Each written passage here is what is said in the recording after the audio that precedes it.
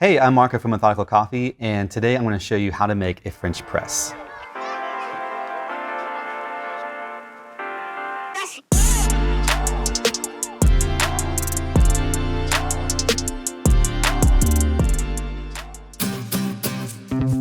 So the French press is an extremely popular brewing device. Almost everyone has one, and it has two pieces. It has a vessel, and it has this plunger that's also the filter for the coffee. Pretty easy stuff. So the first thing I'm going to do is I'm going to get some hot water in here to warm up the vessel. If we brew this in a cold French press, then all that heat in the water is going to go to the glass and the metal and not to your coffee. Kind of like when you put your plate in the microwave and your plate gets really hot, but your food doesn't at all. We don't want that. So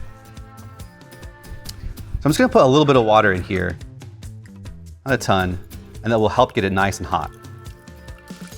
You can get your hot water from really anything for a French press. You don't need to have a gooseneck kettle like I have here. You can have a tea kettle or even just a pot of water on the stove. All right, well, let's let that get hot while we work on our coffee. So I'm going to take out my kitchen scale.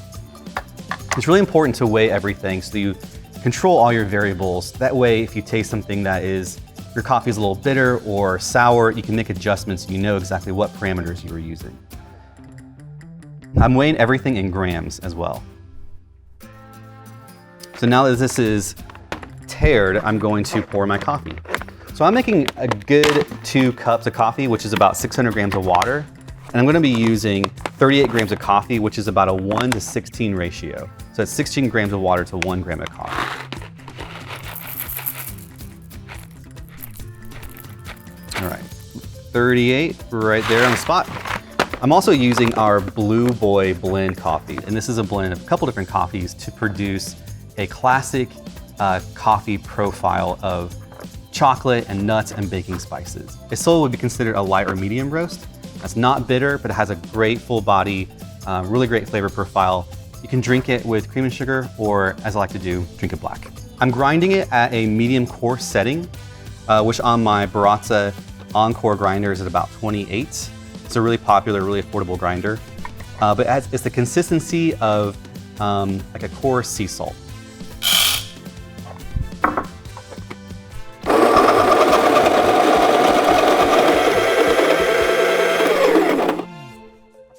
Gotta get all those beans.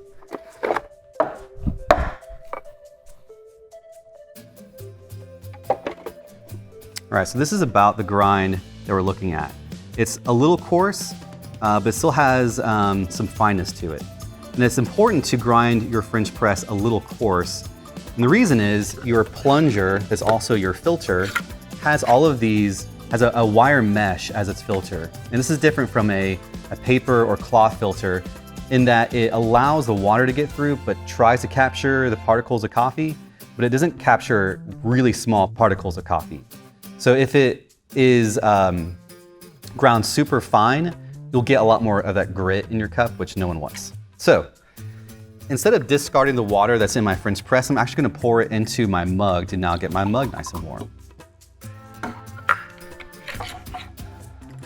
Going to put my French press on my scale and put the coffee in it. Make sure it's nice and level, and tare it out as well so that we're starting with 0. We're gonna brew this for 4 minutes. And I have a little kitchen timer here, but you can use your phone or really anything. It's really important to time your coffee to make sure that you get again, you're controlling your variables and you're getting a good extraction. So I have my French press on my scale, the coffee in it, timer's ready to go. I have it tared out so it's at 0, and we're ready to go. I'm gonna pour about 200 grams of coffee, give it a stir, wait about 45 seconds, then pour the rest, and we'll let it brew. So let's start the timer and start with 200 grams of water.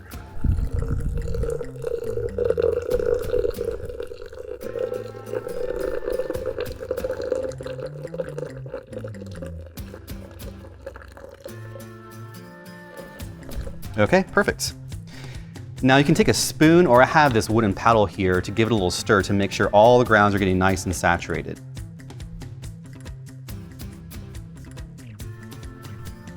This gives it a little bit of time to degas if it's a freshly roasted coffee.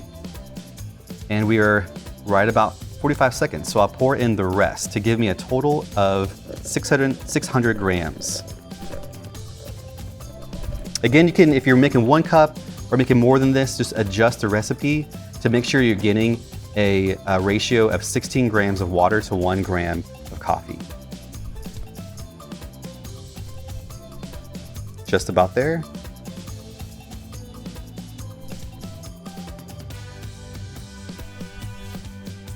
Cool, all right. I'll go ahead and put the plunger back on top to retain the heat. And we got about 2.5 more minutes left to go, and just gotta wait it out. This is a type of what's called immersion brewing. So immersion is where you put the coffee and the water together and you just let it sit and just hang out together. Cold brew is another type of immersion brewing. Infusion brewing is when the water passes through the coffee, like in an automatic coffee maker or as a pour over or something like that. But now we just gotta wait for the coffee and the water to do its thing.